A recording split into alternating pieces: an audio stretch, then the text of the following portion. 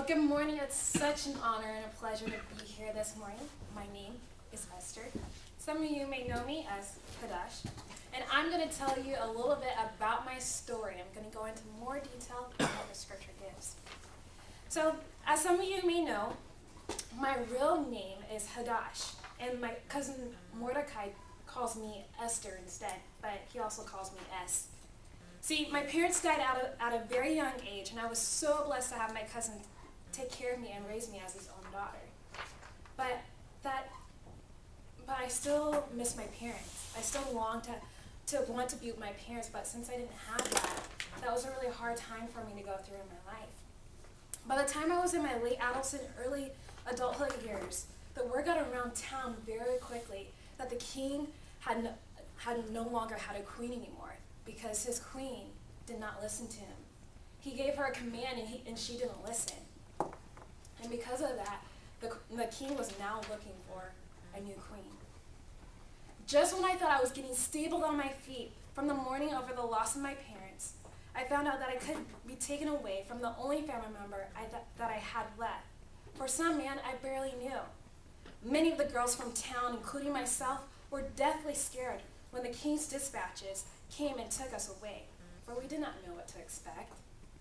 However, just before I was taken from my only family member I had, Mordecai told me something. He said, "Don't tell anyone about your nationality or your family background." When he told me this, I questioned, why would he tell me something like this? I was confused and frustrated. Wasn't he proud of who he was? Wasn't he proud of who I am, of who I was? Although I did not understand why cousin Mordecai wanted me to do such a thing, I respected his wishes. When the dispatches took the rest of the girls and I to where the king wanted us, we were put under the care of Hajai. Hajai was the one who was in charge of the harem. The harem was a place where the ladies would stay. We were taken care of there. For some reason, Hajai really took to me, and the next thing I knew, I am receiving the best beauty treatment I ever received in my life. And I had 7 maids. Let me tell you, that was pretty awesome. But also at the same time, I missed home. I missed my cousin Mordecai. While all this treatment was nice and all, I didn't really care for it much. I just longed to be home. And at the same time as well, I didn't know what was going to happen to me next. No one explained to us what was going to take place. We kind of just took one day at a time. It was not until after 12 months of beauty treatment that I was able to meet the king himself. But just before I was introduced to the king, I was told I could have anything I wanted from the harem and take it with me to the king's palace. However, thanks to my friend Hajai, he strongly suggested me not to take anything other than what he showed me in the harem. After I took Hajai's advice, I was taken to see the king. And at this point, my heart was beating so fast that I thought my heart was going to leap out of my chest. For I did not know what the king was going to think of me, and I did not know much about him. All I heard were stories from town and within the harem. As I walked into the room, the king and I made eye contact, and I felt like Buddy the Elf from the movie, where he met the woman of his dreams, and I felt like I just met the man of my dreams. After I regained my composure, there was this awkward silence standing in the room that felt like it lasted forever. During that moment of silence, my mind went racing with the millions of questions. Why is he just standing there staring at me? What is he thinking? As these questions ran through my mind, I began to notice that the king was slowly taking steps towards me. As you could probably imagine, where my train of thought went next. Oh dear, why is he coming towards me? What is he doing? God, what is happening? Please explain to me what is going on. Now, if you're wondering if I ever got an answer from the good old Lord, guess again, you're wrong. And I felt like the Lord was just leaving me hanging. All right, okay. Anyways, the king kept coming closer and closer and closer towards me, and my heart kept beating faster And faster, and my mind kept trying to figure out what is he doing, what is going on. And then, all of a sudden, I heard him say something to me, but I didn't catch it. So I said, "Pardon me? What did you say?" He replied softly again, "What is your name?" When he asked me this question, I wanted to tell him my real name, but I couldn't because I remember what Cousin Mordecai had told me.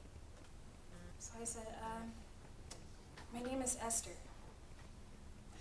The king then replied to me, "Well, hello, Esther. I would introduce myself to you, but I think you already know who I am." And I nodded my head, like, well, point made. Then he further said, Esther, Esther, you were probably wondering why I was just standing here and staring at you for so long." And I'm thinking, yeah. He then continued on. "Well, it was because I was trying to figure out what is so different about you from the other girls that I've met this week. When I saw you walk into the room, I was immediately captured by your beauty, and as well how you lit up the room." Okay, talk about Prince Charming, right? When you told me this, tears began to fill my eyes and my heart began to pound even faster. And then he added, "With that being said," he reached over and grabbed the queen's crown and looked straight into my eyes.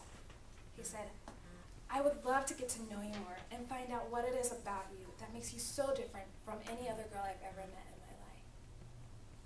Would you be interested in being my new queen?"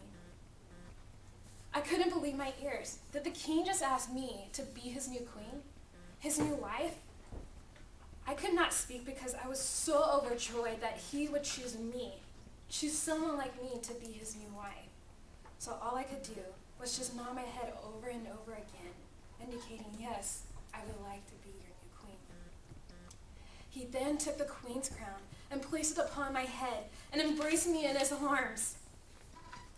And once this happened, I couldn't believe it. It took me at least a couple of days to realize what had just happened.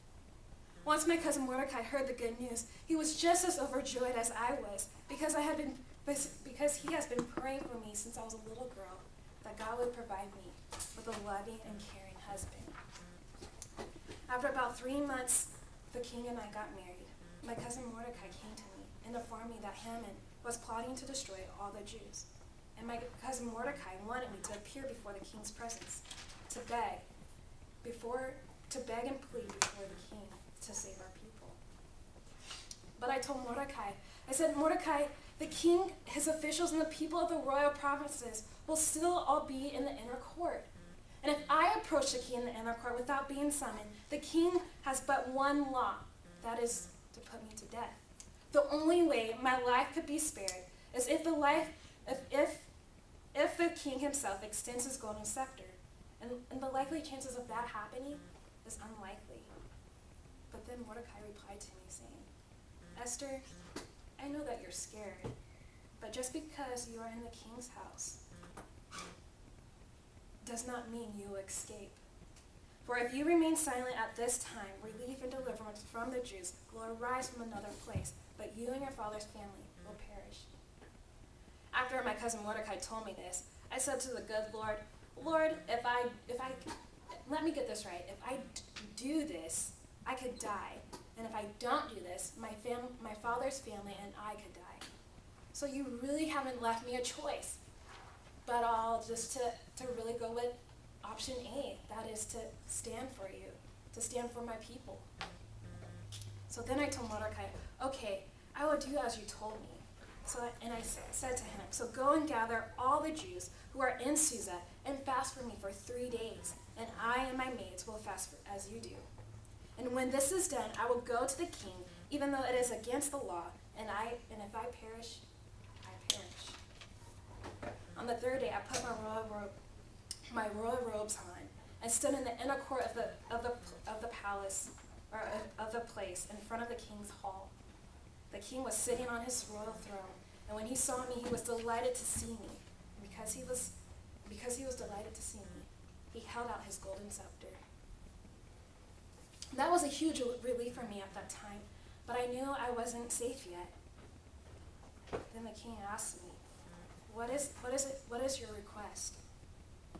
And I told him that I would like to meet him and Haman to come to my banquet that I had prepared for him later on that day. And to my surprise, the king was willing to come. And when the king and Haman arrived at the banquet, the king asked me again, what is your petition and your request? But I did not answer him. And I asked if him and Haman could come tomorrow for another banquet of mine. And to my surprise, he was willing to come. So the next day came, and King and Haman came to my banquet. And the king asked me again, what is your petition? And what is your request? And I told him, my petition to you is, if I have found favor with you, grant me my life, and spare my people, for this is my request. For I and my people have been sold for destruction and slaughter and alienation. If we were just sold as slaves, I would have kept quiet, because no such distress would justify disturbing the king. It was then that I told him who I really was and where I was from. I did not know how the king was going to react to this. He stood there quietly and just waited. And then he asked me, who is this man that dared to do such a thing? I pointed over at Haman and told him it was him. Once the king heard it was Haman that was behind all of this, he left the room and returned to find Haman messing with me. And that was the last straw the king had with Haman. The king was already upset as to what Haman was going to do to my people. But what really set the king over the edge was when he saw Haman messing with me. And because he was messing with me, he put him to death. I am happy to say that not only was my life spared, but so was the lives of my people. And I know it was because of God's grace. Now you're probably wondering why I share this story with you. Well, as you heard, I went through many obstacles in my life as a young girl. But as I look back, and because of the person that God put in my life, my cousin Mordecai, to be like a father to me, to upraise me, to be a faithful child of God, he encouraged me not to quit in the things that God has called me to do, to not be fearful of the things that I did not know what was coming for me. And because of that, I was able to stand up not only for myself, but also for my people. So I'm here to encourage you guys today. No matter what you're facing, don't let your obstacles stop you.